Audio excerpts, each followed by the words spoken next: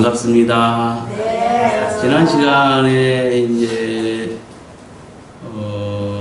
사장 두 편을 찍었죠. 네. 오늘 이제 지금 세 번째 말씀인데 오늘 본문은 4장 7절 8절입니다. 다 같이 한번 읽어보겠습니다. 그 셋째 성물은 사자 같고 그 둘째 성물은 송아지 같고 그 셋째 성물은 얼굴이 사람 같고 그 넷째 성물은 나는 독수리 같은데 네 성물은 각각 6날개를 가졌고 그 안과 뒤에는 눈들이 나타나더라. 그들이 밤낮 쉬지 않고 이르기를 걸어가다 걸어가다 걸어가다 주 하나님 곧 전능하시니여 전에도 계셨고 때에도 계시고 장사오실이시라 하고. 여기까지입니다. 먼저 원어 비교를 해보겠습니다. 지금 8절 보면은 이제 네 생물인데 그 생물은 원어가 복수입니다. 그래서 생물들로 하였고요. 날개도 복수입니다. 그러니까 날개들로 하였고 이건 우리가 상식적으로 생각해봐도 알 수 있어요. 그렇죠? 네. 그 다음에 네 생물들이 지금 밑에 보면 거룩하다 거룩하다 거룩하다 주 하나님 곧 전능하신 이여, 이거는 네 생물들의 섬김이거든요. 네 생물들이 하나님을 섬기는데 우리나라는 이제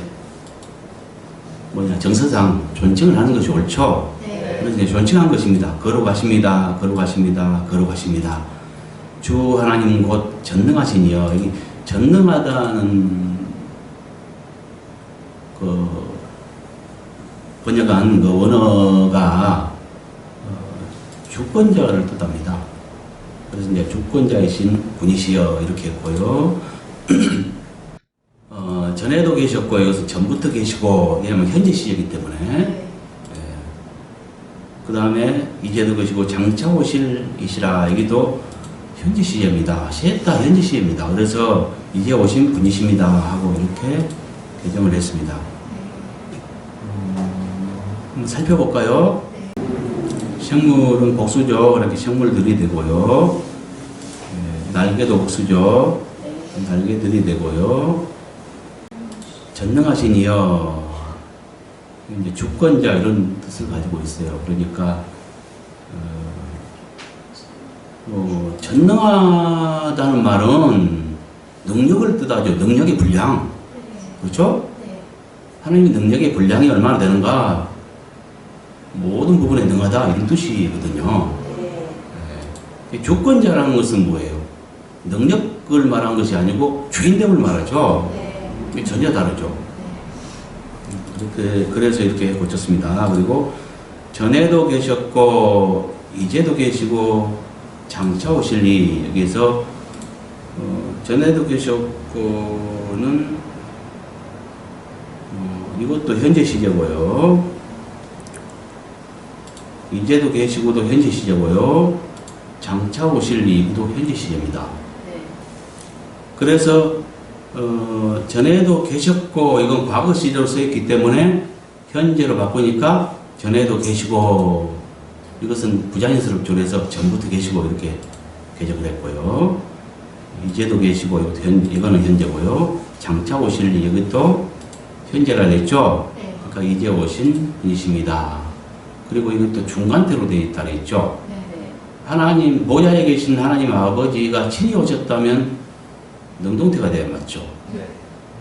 중간태로 되어 있으니까 영으로 현재 오신, 성령으로 오신, 하나님의 성령으로 오신 분을 말하지 않겠는가, 이제 이렇게 생각한다는 거죠.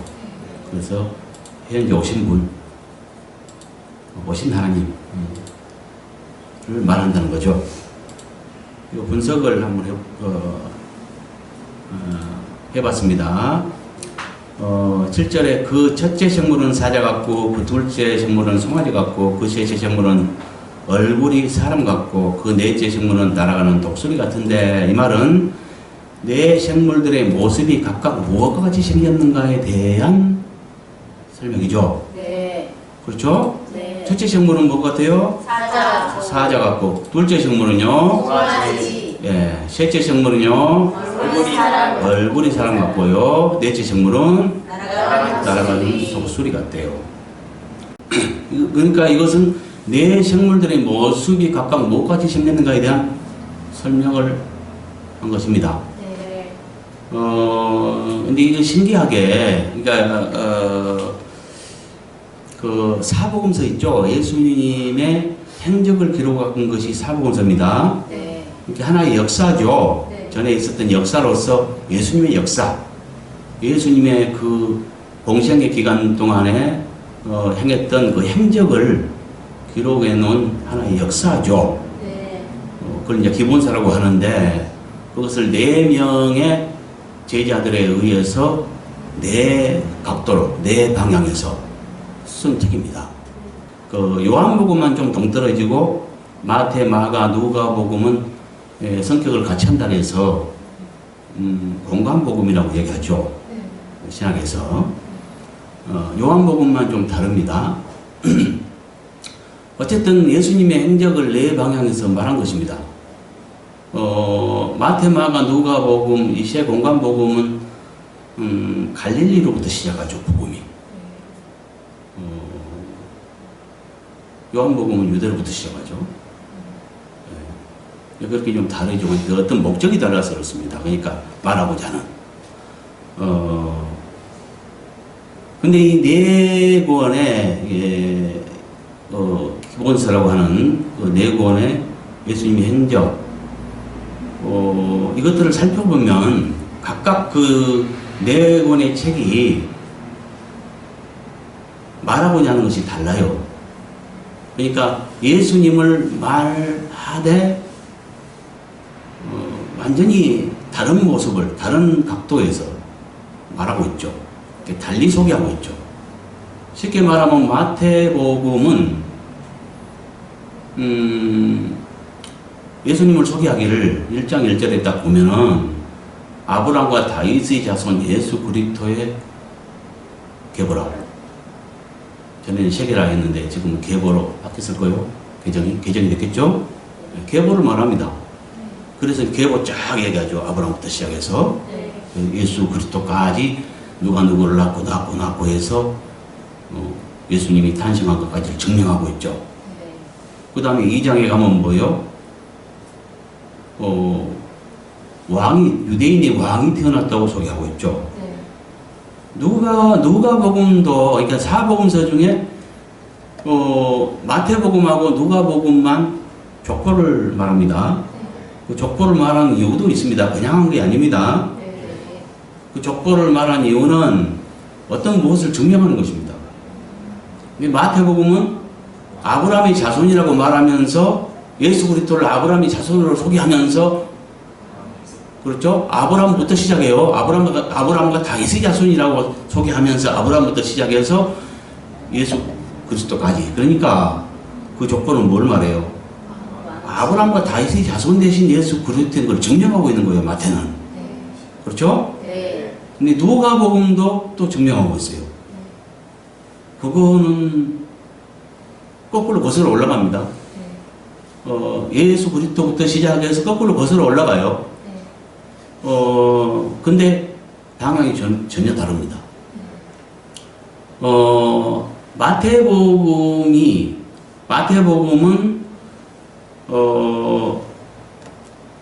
아브라함과 다윗의 자손이라는 것을 소개하기 위해서, 그걸 증명하기 위해서 아브라함부터 쭉 누가 누구를 낳고 해서 예수까지 태어난 것을 이제 증명하되, 남자 계보, 그러니까 예수님의 아버지 요셉이죠. 법적 아버지 요셉의 계보를 증거하고 있죠.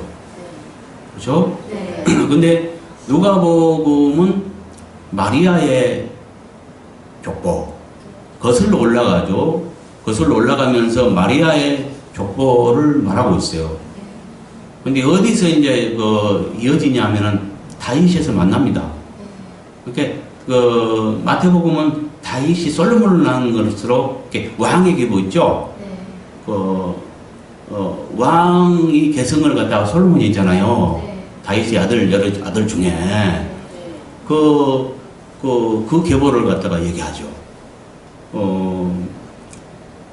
그런데 누가복음은 나단, 그러니까 다윗의 아들 나단 선지자가 아니고요. 다윗의 아들 나단이라고 했어요. 그 나단의 계보를 말하고요. 그 다윗에서 만나죠. 이건 거슬러 올라가고. 예, 그래서 하나님까지 올라가요. 아담을 거쳐서 하나님까지 올라가요.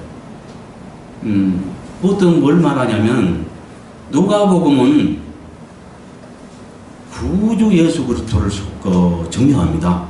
그러니까 구주로 소개합니다. 3장에 가면 이제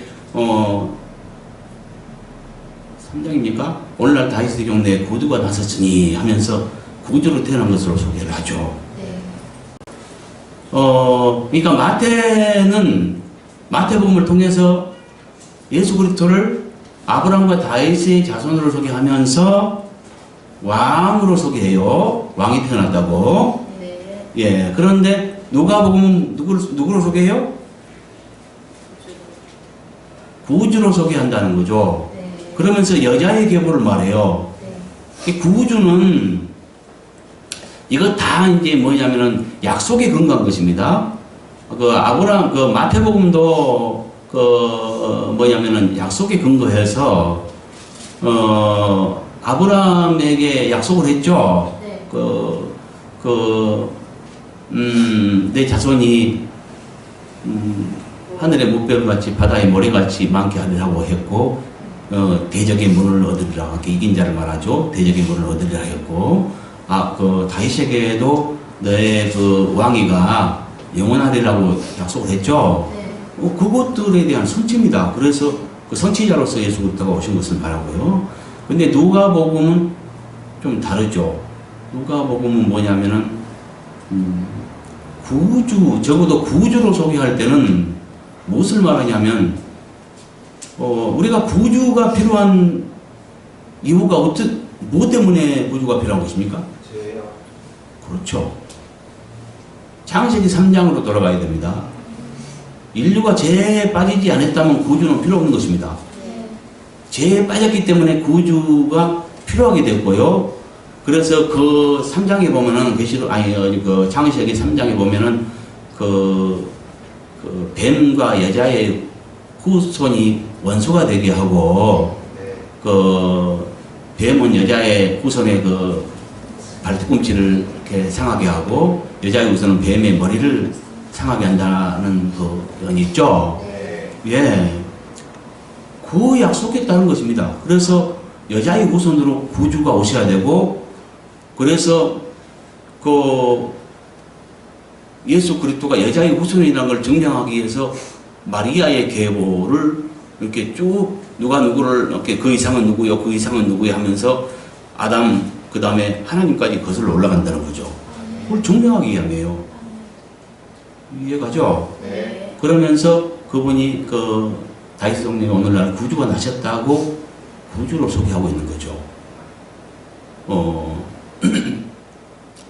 그래서 마태복음은 아브라함과 다윗의 자손 예수 그리스도의 세계를 소개하면서 계보를 소개하면서 또 뭡니까 왕으로 소개하면서 교훈의 책입니다. 그러니까 마태는 아주 교훈에 대해서 자세하게 소개하고 있어요. 그 중에 특징적인 것이 마태복음 13장의 비유들, 그 다음에 24장, 5장 같은데 나타나 있는 뭡니까 종말 때의 교훈들, 제일 중요한 거 빠졌죠. 5장부터 7장까지 나와 있는 쇠법, 쇠언약, 그러니까 쇠율법이죠.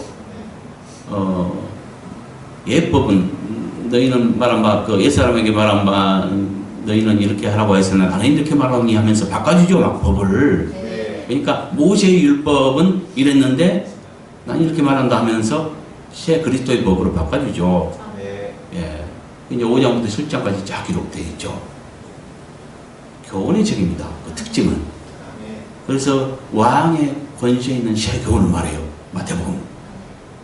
왕의 권세에 있는 새 교훈이라니까요. 왕으로 소개했으니까. 네. 예. 그러니까 아브라함과 다윗의 자손이신 왕 예수 그리스도예요. 마태복음. 그 왕의 교훈을 왕이 교훈을 베푸는 것을 마태는 말하고 있는 거예요. 그래서 맨 마지막에도 뭐요?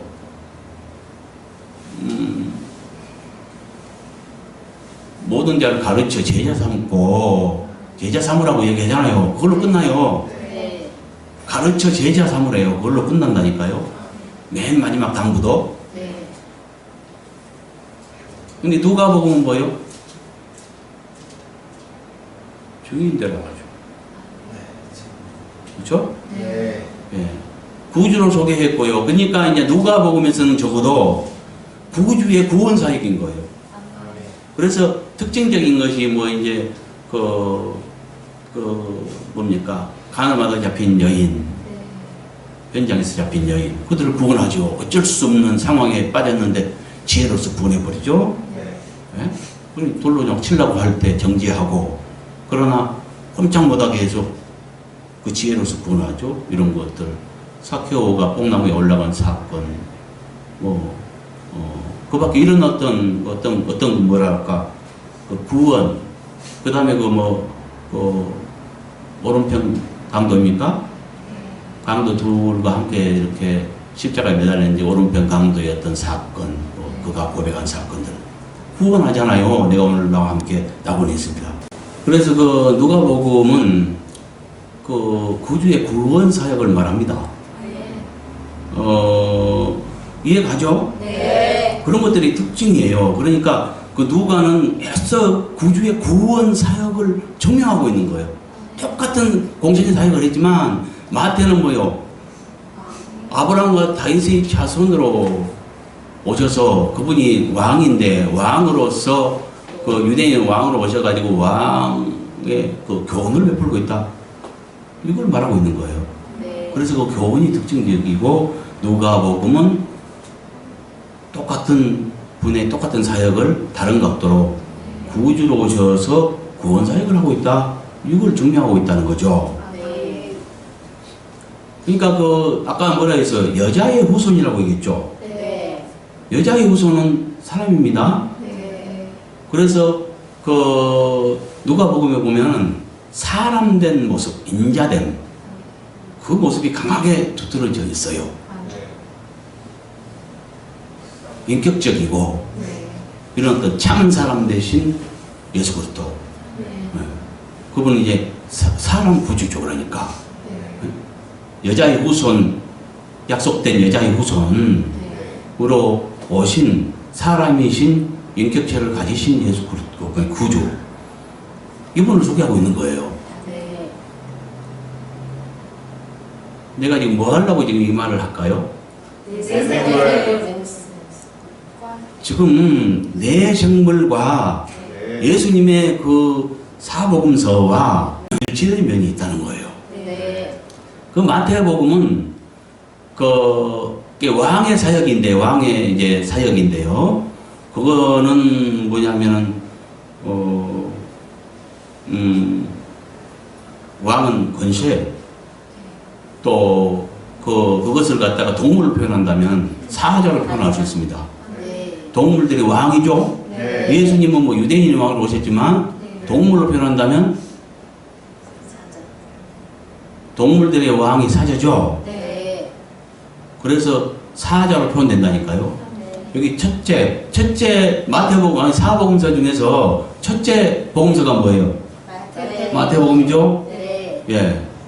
그 마태복음은 왕이신 예수 그리스도를 말한다 했죠. 네. 동물로 표현하면 사자. 사자. 근데 첫째 성분은 사자 같고 그렇죠. 네. 그렇죠? 네. 예. 그 다음에 지금 여태 이제 그 셋째 누가복음을 설명했으니까 셋째 성분은 뭐 같아요? 사람. 얼굴이 사람 같고 그랬죠. 네. 셋째 성분은 아까 여자의 후손으로 말했고 네. 여자의 후손이신 구주 예수 그리스도를 말한다 그랬습니다. 네. 그리고 두드러진 것이 특징이 그 인격적이신 분, 참 사람 되신 면, 그런 면모를 갖다가 많이 소개하고 있다고 했죠. 네. 예. 그러니까 일치하네, 이것도. 네. 얼굴이 사람 같고. 네. 이건 누가복음은 그래서 구주 예수 그리스도는 여자의 후손이면서 참 사람 되신 예수 그리스도를 말합니다. 그러니까 사람으로 표현한 게 맞겠죠? 얼굴이. 네. 예. 그 다음에 마가복음은 뭐라고 이렇게 소개하냐면 딱 1장 1절, 항상 그 1장 1절이 중요합니다. 마가복음을 통해서 1장 1절에 뭐라 해요? 하나님의 아들 예수 그리스도의 복음의 시작이라 이라고 시작합니다. 네. 그렇죠? 네. 그 10장에 가면은 또 뭐라 그래요? 나는 섬기러 왔다 하면서 그 무삼의 그 후보자 자는 누군지 무삼의 크시라고 되라고 얘기하죠. 네. 종이 되고 크시라고 얘기하면서 자기는 섬기기 위해서 많은 사람들은 그러니까 섬기라고 왔고 자기 목숨까지 내준다고 얘기해요. 네. 그러니까 섬기러 오신 그 참 종이신 참 노예이신 분으로 소개하고 있는 겁니다. 네. 누가? 예수. 하나님의 아들로 소개합니다. 네. 아까 마태 복음하고 누가 복음만 족보가 있다고 했죠. 네. 예수님은 두 면이 있습니다. 참 하나님의 아들인 면이 있고 사람의 아들인 면이 있어요. 네. 그렇죠? 네. 그래서 성자와 인자된 면이 있잖아요. 네. 마태복음과 누가복음은 사람의 아들 됨을 말합니다. 인자 되신 분, 그 면을 말합니다. 그래서 하나님의 아들이라기보다 사람의 아들. 그래서 아브라함의 아들로 소개하고 마태복음은 네. 누가복음은 여자의 후손으로 소개한단 말이에요. 둘 다 뭐예요? 그렇죠? 네. 사람이잖아요. 그래서 족보가 필요한 거예요. 족보로서 사람의 아들됨을 증명하기 위해서 족보를 쓴 거예요. 그러니까 마태복음과 누가복음은 뭐예요? 인자됨을 말한다니까요. 네. 근데 마가복음과 요한복음은 성자됨을 말합니다. 그 모든 증거가 막 시작에 있습니다. 그 각 저자가 예수 그리스도를 소개하되 무엇으로 소개하는가가 아주 중요합니다. 그리고 맨 끝이 중요하고요. 마가복음은 하나님의 아들로 말합니다. 하나님의 아들 예수 그리스도의 복음의 시작이라. 예수 그리스도를 하나님의 아들로 소개한다는 거죠. 성자됨을 말하는 거죠. 네. 근데 성자 되신 하나님의 아들이 노예처럼 낮아져서 섬기는 모습, 이걸 말합니다. 전도하는, 섬김으로 전도하는 모습. 그래서 마가복음은 전도의 책입니다. 그러니까 제일 짧죠, 사복음서 중에서. 근데 뭘 상세하게 설명하기보다 그 소개할 때도 내가 전도를 위해서 왔다. 너희들과 전도도 하고 너희들과 함께 있기 위해서 왔다. 이렇게 소개하고요. 이렇게 전도가 목적인 것을 소개합니다. 그러면서 전도를 하되 그 많은 막 이적을 행하면서 병자들을 고치는데 귀신도 쫓고 성령의 능력으로 막 병자들도 살리고 아주 급박하게 돌아가죠. 그러면서 식사할 겨를도 없이 막 급박하게 그 전도하는 그런 모습으로 그리고 있어요. 그리고 맨 마지막에도 뭐요? 맨 마지막에도 전도에 대해서 말하죠. 뭐라고 합니까?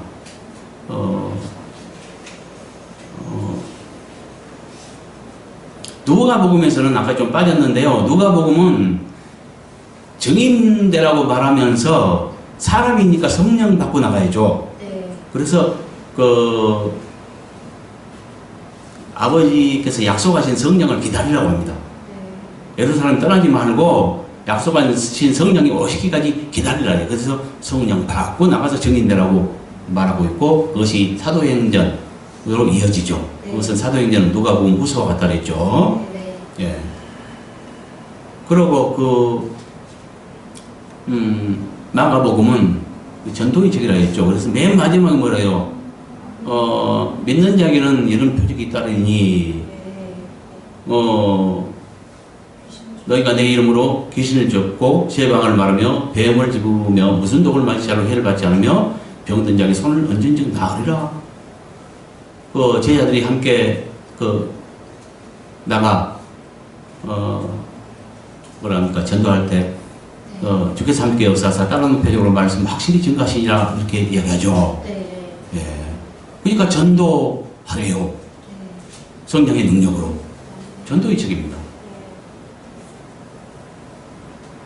하나님의 아들을 말하니까 전도의 책이면서 하나님의 아들이니까 하나님의 아들이 노예처럼 낮아져서 섬김으로 전도하는 책입니다. 그러니까 하나님의 아들을 말하죠. 근데 족보가 필요 없죠. 요한복음도 족보가 필요 없습니다. 그냥 말씀이 육신이 되신 분을 말하죠. 그분은 참빛이라고 소개하고 있고요. 세상 죄를 지고 가는 어린 양이라고 소개하고 있고요. 근데 요한복음은 이제 크게 셋으로 나눠지는데 처음에는 어둠의 빛비치는 한 9장까지는 그래요. 어둠의 참 빛을 비추시는 분으로 소개하고 있고요. 10장부터는 목자 대신 하나님의 아들이 목자가 되사 자기 생명을 아끼지 않고 목회하는 이 모습을 그리고 있고요. 그 다음에 이제 18장부터 마지막 21장이니까 거기까지는 예언 성취. 하나님께서 그러니까 하나님의 아버지의 뜻을 따라 예언을 성취하시는 분으로 그래서 자기 목숨을 내주는 그런 분으로 소개하고 있죠. 그러면서 맨 마지막에 뭐래요? 베드로에게 나를 사랑하느냐? 세 번 묻고 사랑하면 네 양을 먹이라, 네 양을 치라, 네 양을 먹이라. 양치기 되라는 거예요. 목자 되라는 거예요. 그렇죠? 네. 그러니까 요한복음은 다소 비밀스럽습니다. 왜냐하면 말씀이 어떻게 육신이 돼서 와요. 그렇죠? 네. 그리고 그분이 또 참 빛이래요. 또 어린 양이래요. 또 그분이 또 어둠의 참 빛을 비추다가 나중에 또 목자가 되셨어요. 10장부터는 또. 그럼 18장부터는 예언 성취에 대해서 계속적으로 집중적으로 한 5번인가 나옵니다. 그 예언을 이루러 오신 분을 소개하기 위해서 그렇게 말하는 겁니다. 집중적으로 한 5번인가 쓰고 있어요. 18장부터 마지막까지는 예언 성취에 대해서 강조한다니까요. 그러니까 우리 말이에요. 하나님의 예언을 뜻을 이루기 위해서 예언을 성취하시는 분으로 소개하고 있다니까요. 예. 근데 그러니까 말씀은 뭐예요? 하나님의 아들이죠. 네. 하나님의 관계 속에서 하나님의 아들이잖아요. 네. 그 말씀 대신 예수 그리스도가 육신을 입고 왔어요. 그것도 신비고 비밀이죠. 네. 예. 그러면서 6장 같은 데 보면 나는 하늘에서 내린 산 떡이다. 나를 먹고 내 살을 먹고 내 피를 마셔야 그 속에 생명이 있다. 그렇지 않으면 영생하지 못한다. 나 상관이 없다. 나를 먹고 마셔야 생명이 있다. 이렇게 소개하고 있잖아요. 네. 이런 이런 것들 그것뿐만이 아닙니다. 2장 3장에 가면요. 목양 순서에 따른 목양을 해요.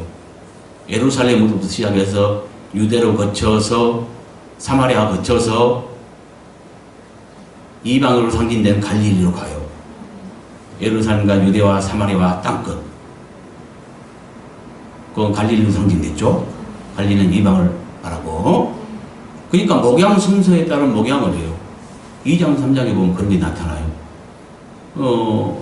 온통 비밀의 책이에요. 누가 요한복음을 봤다고 생각할지 모르지만 그건 천만 착각이에요. 꽁꽁 감춰진 책이고 너무나 놀라운 책이고요. 그건 영적 시력을 가진 자만이 볼 수 있는 책입니다. 네. 그래서 요한복음은 뭘 말하냐 하면 뭘로 비유될 수 있냐면 독수리에 비유될 수 있습니다. 독수리도 굉장히 신비스럽습니다. 독수리의 뭐 특징 같은 걸 보면은 뭐 절벽 같은데 여기 그러니까 평범한 곳에 집을 짓지 않아요. 예, 절벽 같은데 집을 짓고 그 새끼를 알을 낳아서 새끼 이렇게 까면은 새끼가 이제 새끼를 훈련시키죠. 네. 훈련시킬 때 못 찬다 그랬어요. 나는 뭐 그런 건 자세히 모릅니다만은 그렇다 하더라고요. 공중으로 높이 이렇게 차고 갔다가 이렇게 툭 낙하시켜서 떨어뜨렸다가 한참 떨어지면 다시 탁 쉬어가지고 또 공중으로 또 올라가서 또 낙하시키고 이런 식으로 해서 엄청난 또 훈련을 한다면서요. 뭐 이런 거 하며 그 삶은 독수리의 삶은 굉장히 비밀스러워요. 그렇죠? 네. 그리고 또 특징이 뭐예요? 독수리 날개 하면은 힘있고요. 네. 그렇죠. 독수리 날개침 같이 날개침이 올라가면 같이 이런 어떤 네. 찬양 가사도 있고 그러잖아요. 그 다음에 또 독수리는 뱀을 잡아본 거예요.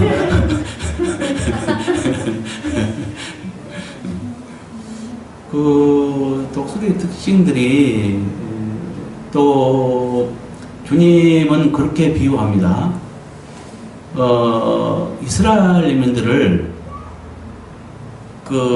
애굽의 바로 밑에 고역 생활을 하는 이스라엘을 갖다가 그 능력으로 홍해를 가르시고 그래서 홍해를 도강을 시켜서 인도해내죠. 네. 그것을 뭐라고 비유하냐면 독수리의 날개로 업어서 인도했다고 표현합니다. 성경에. 네. 독수리의 날개로 업었어요? 하나님이 능력으로 있잖아요. 네. 그러니까 뭘 말하겠어요? 그 능력으로, 하나님의 능력으로 그들을 갖다가 바로의 손에서 빼내고 인도하신 것을 갖다가 그렇게 표현한 거죠. 네. 독수리의 날개. 능력을 상징하죠. 그런 거. 그러니까 마가복음과 요한복음은 성자이신 예수 그리스도를 말하고요. 네. 그래서 이제 요한복음은 빛을 주는 참 빛을 비추는 책이요, 생명을 주는 책이요, 목양의 책입니다. 네.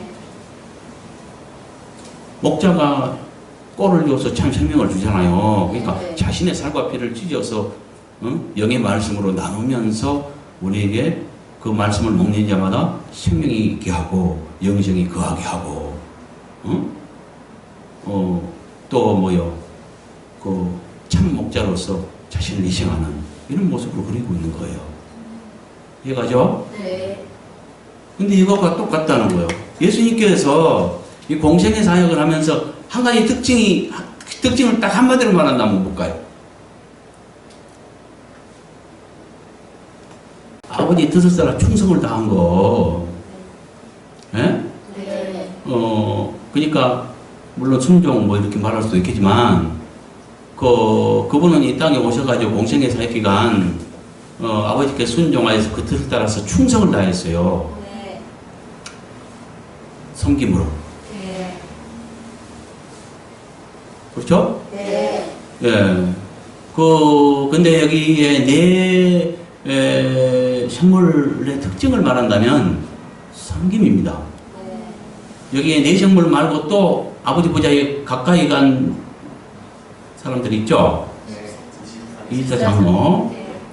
그 24장로들은 그 사람들 중에 제일 거룩하고 되고 장성하게 된 자들을 24명을 말하고 여기 네 생물들은 처음부터 그렇게 만들어졌죠. 하나님을 모시기로. 네. 예. 그래서 무엇과 같냐면 하나님의 그 비서관과 같고 비서실과 같은 그런 기관이에요. 네. 이들은 특징이 뭐냐면 성김입니다. 좀 이따 보면 이제 알게 돼요. 네. 그 다음에 이제 그러니까 이게 뭐예요? 네 생물들은 그 모습이 넷으로 말하는데 첫째 생물은 사자 같고 했는데 이것은 마태복음을 표현할 때 그 마태복음에 나타난 예수 그리스도의 모습을 사자로 이긴 자, 동물들의 왕, 또 유대인의 왕으로 오신 예수 그리스도를 갖다가 표현할 수 있다는 거죠. 그렇죠? 네. 예, 여기는 사자는 동물들의 왕이고 예수님은 유대인 왕이죠. 네. 그런 면에 상통한다는 거죠. 그 다음에 마가복음은 뭐라 했어요? 아까 하나님의 아들이 노예처럼 섬김으로 전도한 책이라 했죠. 네. 그러니까 일꾼이에요, 일꾼. 네. 일꾼을 한마디로 표현하면, 그 짐승으로 표현하면 소. 여기 이제 송아지라고 했는데요. 에스겔서 같은 데는 소라고 얘기하죠. 네. 소로 표현할 수 있고, 그 다음에 누가복음은 구주로 표현했는데 구주는 그 여자의 후손으로 오신 사람 구주를 말하죠. 네. 그러면 뭘로 표현할 수 있어요? 여기 얼굴이 사람 같고 했는데 이것과 일치하죠. 네. 넷째 생물은 날아가는 독수리 같은데 했는데 요한복음은 하나님의 아들이 말씀이 육신이 돼 오셔가지고 육신을 입고 오셔가지고 목양하는, 그래서 참 생명을 주고 생명을 살리는 이런 모습이라 했죠. 그래서 굉장히 비밀스럽죠. 하늘에서 내려오는 산떡이래요. 뭔 말인지 이해가요? 네. 굉장히 비밀스럽죠. 독수리도 이제 그 특징을 말한다면 비밀이라고 말할 수 있죠. 네. 예, 다소 비밀스럽습니다. 이런 면에서 일치한다는 거죠. 아멘. 근데 예수님도 한마디로 딱 말한다면 그 사역 방법이 섬김이죠. 네 생물도 섬김이라고 말할 수 있습니다. 24장로는 뭐로 표현할 수 있냐면 경배, 24장로의 경배 이렇게 말할 수 있고요. 네 생물은 경배가 아니라 섬김 이렇게 말할 수 있어요. 거기 옳은 표현입니다. 네 생물들은 각각 6날개를 가지고 그 안과 주위에는 눈들이 가득하더라. 이건 뭐예요? 날개들의 수와 날개 안과 주위에 있는 것들에 대한 설명이죠. 네. 날개의 수는 몇이에요? 여섯. 근데 에스겔서는 4개라고 돼 있어요. 각각 4개라고. 근데 자세히 보면은 이게 서로 틀린 것이 아닌가, 그럼 어느 것이 맞는가 이렇게 또 생각할지 모르지만 둘 다 맞아요. 넷도 맞고 6도 맞는데 요한은 6이라고 말하는 이유는 날개 겉 모양이 6개처럼 보이니까 그것을 설명한 것이고, 예, 에스겔서를 보면 더 자세히 말했는데 둘씩 연하였더라 이렇게 되어 있어요. 두 개가 6개 중에 2개는 연결되어 있습니다. 하나는 독립적이고, 그러니까 그 에스겔은 연결된 것을 하나로 본 것입니다. 그러니까 4개 맞죠. 네. 예. 둘 다 맞는 거예요. 6개든 4개든. 네. 예. 그리고 이제 그 안과 날개 그 안과 주위에 눈들이 가득하대요. 눈은 뭐예요? 보는 기관으로서 통찰력을 말한다고 볼 수 있죠. 네. 날개든 눈이든 움직임과 관계 있습니다. 그렇죠? 네. 근데 이 네 생물들은 하나님을 모시는데 얼마나 빠르겠어요. 네. 비호 같다라 해도 틀린 말이에요. 이거 빠른 것을 비호 같다라 하는데 틀린 말이에요. 빛의 속도로 1년간 간 거리를 빛이 얼마나 빨라요? 빛의 속도로 1년간 간 거리를 일광년이라고 하죠. 네. 오늘날 과학이 발달돼 가지고 어떤 우주 행성들을 많이 정복했잖아요. 네. 몇억 광년 간대요. 어떤 것은, 먼 것은, 네. 어? 그렇게 말하기도 하잖아요. 얼마나 멀어요.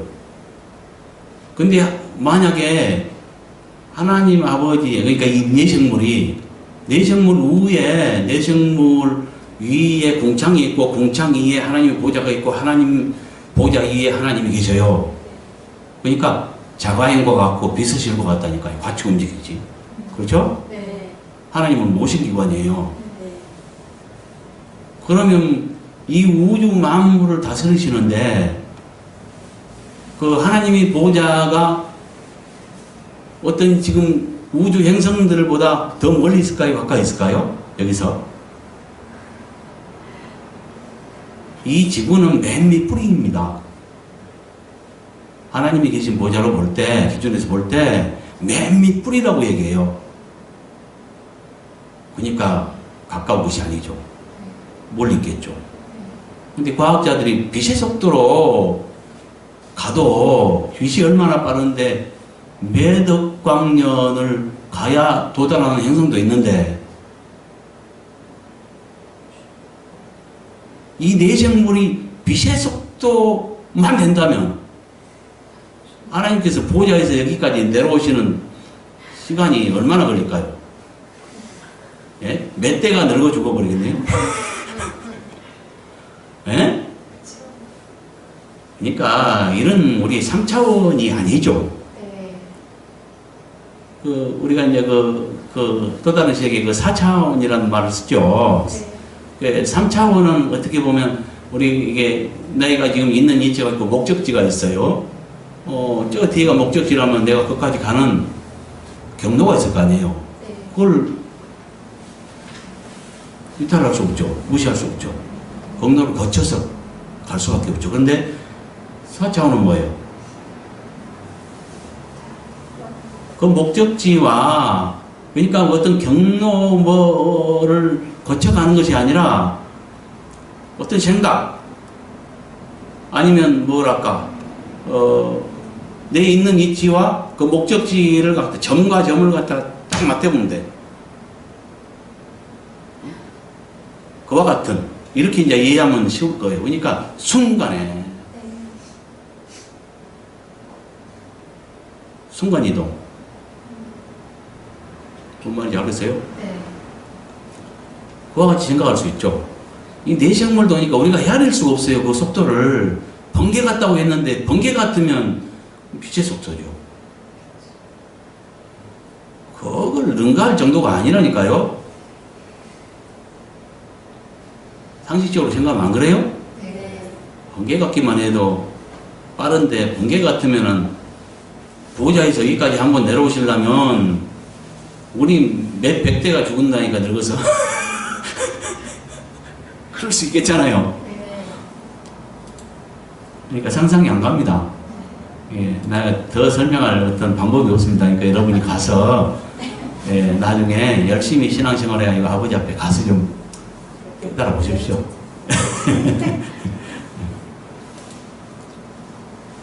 그러니까 날개들과 날개들 안팎의 그 주위에 눈들이 가득한 것은 그 움직임과 관계 있고 이렇게 빠른 움직임을 갖고 있기 때문에 날개도 필요하고 날개에 눈들이 가득한 것, 이게 통찰력. 예, 그렇죠? 눈들이 네. 박지 않으면 빨리 움직일 수가 없는 것. 이런 연관성이 있다는 거죠. 네. 예, 그 다음에 그들이 밤낮 쉬지 않고 이르기를 걸어가십니다. 걸어가십니다. 걸어가십니다. 주 하나님 곧 주권자이신 분이시여 전부터 계시고 이제도 계시고 이제 오신 분이십니다 하고 이것은 내생물들이 했던 말로서 그들이 하나님을 어떻게 섬기는가에 대한 설명이에요. 근데 지금 하는 말은 뭐예요? 걸어가십니다. 걸어가십니다. 걸어가십니다. 주 하나님 곧 주권자이신 분이시여 전부터 계시고 이제도 계시고 이제 오신 분이십니다. 이렇게 고백을 하는데 네. 밤낮 쉬지 않고 한대요. 내가 이 글을 썼는데 어떤 분이 읽고는 참 불쌍하다. 내 생물 불쌍하다. 이렇게 누가 써놓은 것을 봤어요. 불쌍할까요?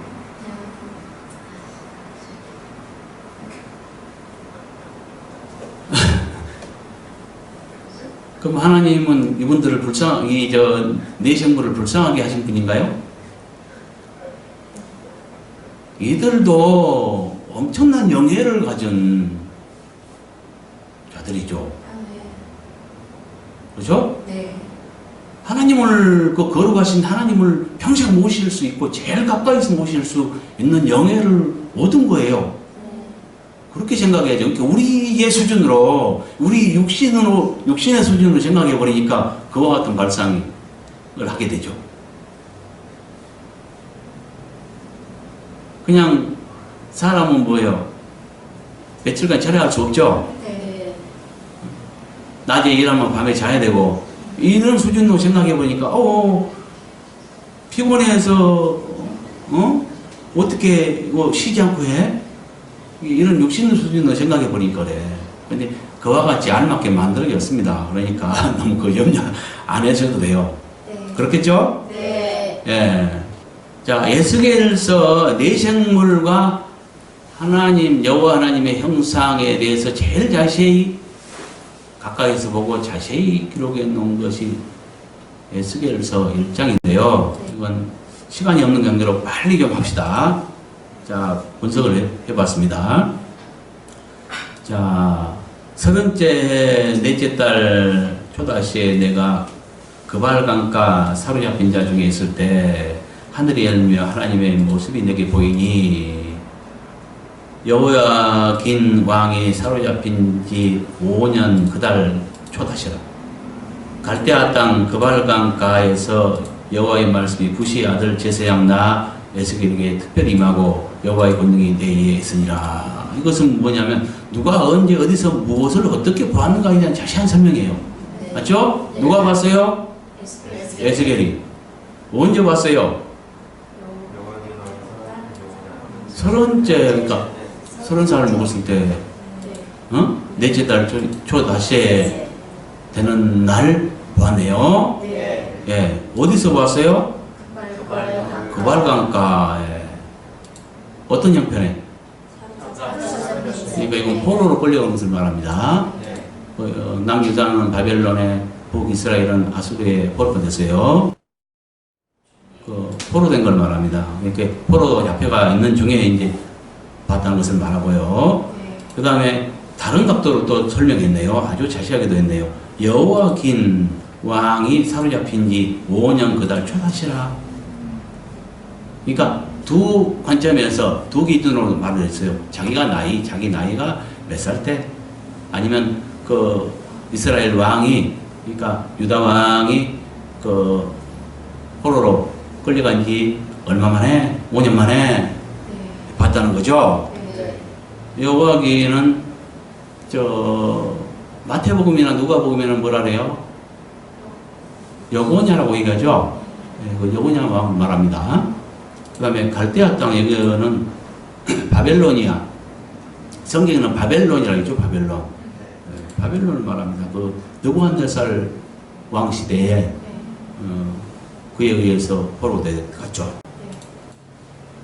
그 다음에 내가 보니 북쪽으로부터 폭풍과 큰 구름이 오는데 그 속에서 불이 번쩍번쩍하여 빛이 그 사방에 비치며 그 불 가운데 단시 같은 것이 나타나 보이고 그 속에서 네 생물의 형상이 나타나는데 그들의 모양이 이러하니 그들에게 사람의 형상이 있더라. 이것은 에스겔이 보았던 것으로서 구름들에 쌓여 오시는 하나님과 네 생물의 전체적인 윤곽에 대한 설명이에요.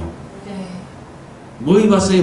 먼저 북쪽에서 폭풍과 큰 구름이 오는데 그 속에서 단시 같은 것, 이것은 하나님 아버지의 모습입니다. 좀 이따 나옵니다. 그 다음에 네 생물들의 형상이 나타나는데 그들에게 사람의 형상이 있더라. 그 네 생물 중에 한 얼굴이 사람의 얼굴 같고 또 손도 사람의 손 같아요. 그들에게 각각 네 얼굴과 네 날개가 있고, 아까 요한은 뭐라 했어요? 6날개가 있자 했죠? 여기 네 날개라고 했네요. 그들의 다리는 고든 다리요, 그들의 발바닥은 송아지 발바닥 같고 강냉구리 같이 빛나며 그 사방 날개 밑에는 각각 사람의 손이 있더라. 그랬네요. 예, 이것들은 네 생물들의 얼굴과 다리들, 날개들과 다리들과 손들에 대한 설명이에요. 예, 여기 아까 네 날개가 있다 했는데 네 날개와 여섯 날개 틀린 것은 아까 설명했죠. 네. 예, 그중 하나가 연결되어 있다는 거죠. 네.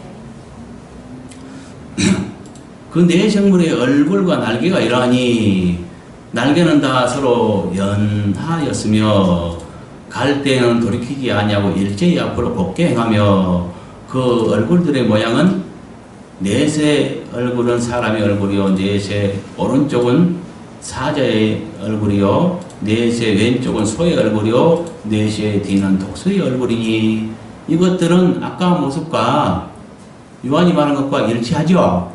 네. 예. 그 다음에 그 얼굴은 이러하며 그 날개는 들어 펴서 각기 둘씩 서로 연하였고 또 둘은 몸을 가렸으며 그런데요. 이것들은 네 생물들의 움직임과 얼굴들과 날개들에 대한 설명이죠. 네.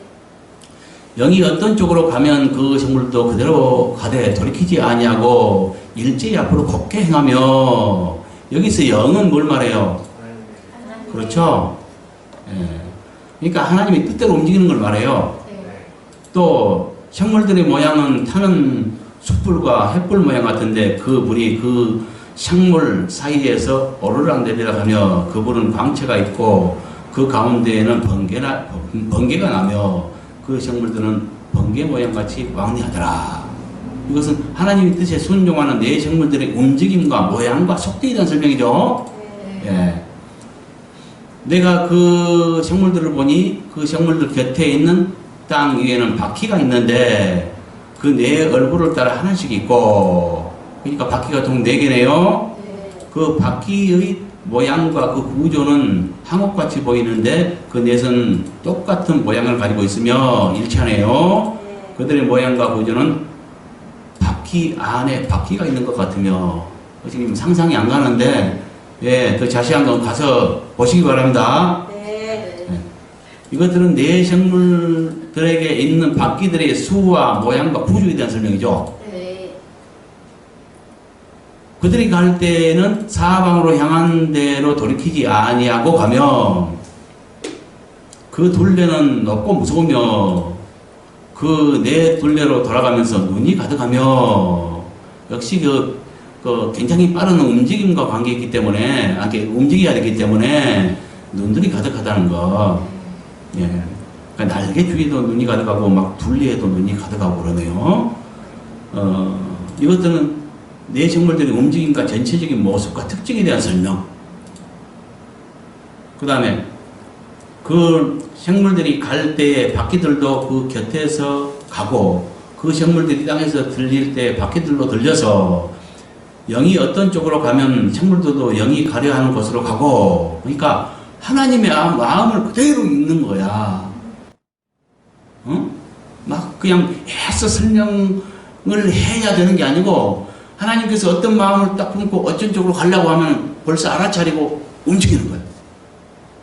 그도 넷이 또 막 서로 의견이 엇갈려가지고 막 서로 합의해서 또 열띤 논쟁을 벌려가지고 또 합의를 봐서 또 그런 게 아니고 모두가 일사불란하게 움직이면서 하나님의 마음을 알고 그래도 순종하고 움직여주는 걸 말해요. 그렇죠? 바퀴들도 그 곁에서 들리니 이는 생물의 영이 그 바퀴들 가운데 있습니다. 이런 구조 때문에 이제 이게 가능한 것 같네요. 참 그러니까 영이 가려놓은 곳으로 가고 바퀴들도 그 곁에서 들리니 이는 그러니까 이렇게 하나 될 수 있고 일사불란하게 움직일 수 있는 이유를 말해요. 이는 생물들의 영이 그 바퀴들 가운데 있대요. 이 구조 때문에 일사불란하게 움직일 수 있음을 말하죠. 그들이 가면 얘들도 가고 그들이 서면 얘들도 서고 바퀴와 생물이 하나 되어 있는 걸 말해요. 예, 그들이 땅에서 들릴 때는 얘들도 그 곁에서 들리니 이는 생물의 영이 그 바퀴들 가운데 있습니다. 이것들은 네 생물들과 바퀴들이 하나 되어 하나님의 뜻과 일치하게 움직이는 이유에 대한 설명이었죠. 네. 그 생물의 머리 위에는 수정 같은 공창의 형상이 있어 보기에 두려운데 그들이 머리 위에 펼쳐져 있고 이것은 하나님의 보호자가 있는 공창의 이치와 모습에 대한 설명이에요. 네. 생물들 머리 위에 공창이 있다는 거죠. 네. 예? 네.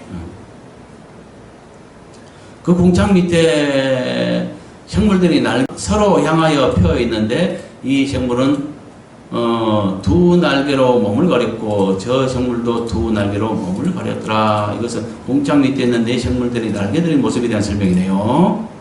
그 다음에 생물들이 갈 때는, 그러니까 이게 뭐예요? 생물들이 갈 때에 내가 그 날개 소리를 들으니 많은 물소리와도 같으며 전능자의 음성과도 같으며 떠드는 소리고 군대의 소리와 같더니 그 생물들이 설 때에 그 날개를 내렸더라. 이건 내 생물들이 움직일 때 나는 날개 소리와 설 때의 날개의 모습에 대한 설명이네요. 내 생물들이 움직일 때는 뭔 소리예요? 많은 물소리. 근데 여호와의 하나님의 음성도 많은 물소리 같죠? 네. 그분 닮은 예수 그리스도도 물소리가 따라있죠? 네. 또 신부들도 물소리가 따라있어요. 네. 신부들까지 닮아요. 그렇죠? 네. 그 생물이 설 때에는 그 날개를 내렸대요. 서지 않을 때는 날개를, 몸을 가렸다 했잖아요. 네. 설 때는 날개를 이렇게 내렸대요. 이건 뭐예요? 쉽게 말하면 브레이크죠. 브레이크 잡은 거죠. 그러니까 정지에 있다는 신호죠. 네. 그 머리 위에 있는 공장 위에서부터 음성이 나더라. 그 생물이 있을 때 그 날개를 내렸더라. 여기서 머리 위에 있는 공창 위에 음성이 나더라. 이건 누구의 음성일까요? 하나님. 그렇죠. 공창 위에 보좌가 있으니까요. 하나님의 음성이 난 이치와 내 생물들이 설 때의 날개의 모습에 대한 설명. 그 머리 위에 있는 공창 위에 보좌의 형상이 있는데 그 모양이 남보석 같고 그 보좌의 형상 위에 한 형상이 있어 사람의 모양 같더라. 여기서 사람의 모양 같다는 것은 누구를 말할까요? 하나님의 형상을 말해요. 네. 보좌 위에 하나님의 형상. 그 다음에 보좌의 형상을 말했는데 남보석 같다 그랬죠? 네. 요한은 녹보석 같다고 얘기합니다. 그렇죠? 남보석, 녹보석. 그 보석에 대해 잘 모르지만 크게 그 중요한 건 아니에요. 우리가 상식적으로 생각해봐도 녹보석은 녹색계통입니다. 남보석은 남색계통입니다. 그러지 않겠어요? 네. 맞잖아요. 네. 예. 왜 다를까요? 하나님 앉아 계시니까. 보좌 주위에 7색깔 네. 무지개가 네. 펼쳐져 있어요. 네. 이건 아마 내 추측인데, 이 두 개가 다른 이유는 그 보좌 주위에 무지개 7색깔 무지개가 쫙 펼쳐져 있고요. 그러니까 보좌의 투영된 모습이 아닌가. 그게 각도에 따라서 좀 달라질 수도 있고, 네. 그 모습을 봤을 것이다. 그러니까 그 모습을 달리 표현했을 것이다. 네. 요한은 녹보석, 그러니까 녹보석이 그 투영된 쪽에서 바라봤고, 에스겔은 남보석이 더 투영된 쪽에서 바라봤지 않겠는가. 네. 7색깔 무지개가 그 보좌를 둘렀으니까 네. 이렇게 우리가 이해할 수 있겠죠. 네. 우리가 저기에도 사장입니까? 사장이죠. 보좌 앞에 수정 같은 유리바다가 있죠. 네. 수정 같은 맑고 투명한 수정 같은 유리바다가 있다고 했는데 15장에 보면 불이 섞인 것 같은 유리바다, 불이 섞인 것 같은 유리바다가 있고 이랬거든요. 왜 거긴 불이 섞인 것 같냐? 불이 섞인 것이 아니라 불이 섞인 것 같은이에요. 그것은 하나님의 그 모습이, 보좌에 앉으시는 그 모습이 단시해갖고 불 같다 그랬잖아요. 네. 그것이 맑고 투명한 수정 같은 유리바다에 투영된 모습이 아닌가. 그래서 불이 섞인 유리바다처럼 유리바다 같이 불이 섞인 유리바다 같이 보였다. 이렇게 볼 수 있거든요. 네. 이것과 같은 것이라는 거죠. 이해갑니까? 네. 네, 어디까지나 추측입니다. 네. 그 자세한 거 궁금하면 가서 보세요. 그 다음에 내가 보니 그 허리의 모양은 단시 같아서 그 속과 주위가 불 같고, 내가 보니 그 허리 아래의 모양도 불 같아서, 그러니까 결국 뭐요? 단시 같으나 불 같으나 똑같은 거예요. 네. 그렇죠? 네. 예. 단시 같아서 그 속과 주위가 불 같고 그랬잖아요. 네. 결국 불 같은 거라니까요. 네.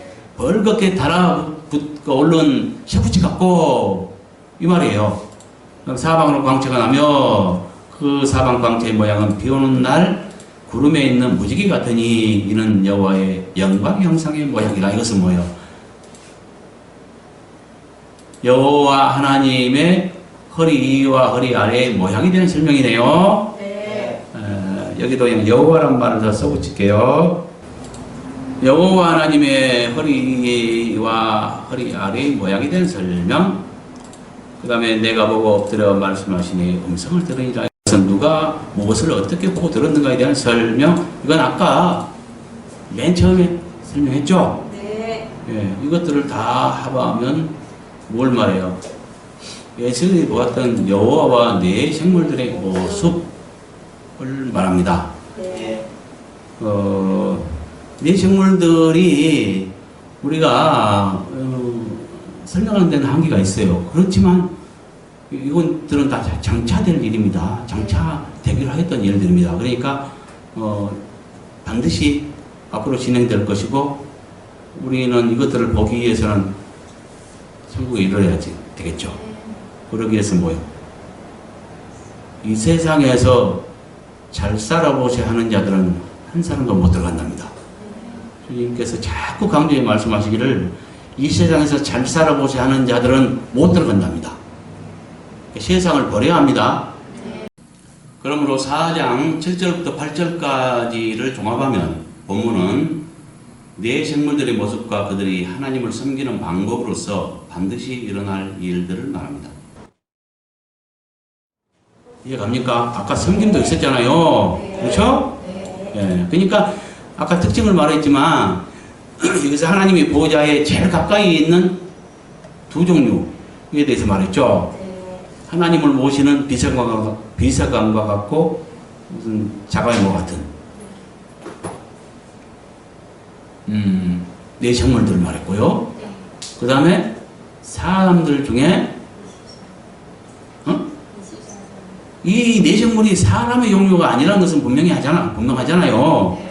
그러니까 천사들의 종류겠죠. 그러면서 하나님을 모시도록 특별히 만들어진 그런 천사의 종류일 거라고 보고요. 천사의 종류 중에서 하나님을 모시는 이 네 생물들은 하나님 보호자 제일 가까이 가 있는 거죠. 그 다음에 사람들 중에 제일 가까이 가 있는 자들은 24장로들인데 이 특징을 한마디로 말하자면 네 생물들의 섬김, 그 다음에 24장로들은 24장로들의 경배, 이 부분에 대해서는 다음 시간에 볼 것입니다.